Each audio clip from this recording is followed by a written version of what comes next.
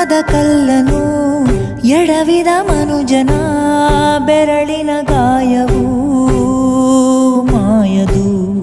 ಹಗೆಯಲಿ ಕೋವಿಗೆ ತಲೆ ಕೊಡೋ ಗುಡಿಯಲಿ ದೈವವು ಕಾಯದು. ಕತ್ತಲನು ಮಣಿಸೋಕೆ ಹಚ್ಚಿಟ್ಟ ದೀಪ ಊರೂರನ್ನೇ ಸುಡುವಂಥ ಜ್ವಾಲೆಯಾಯಿತೇನೋ.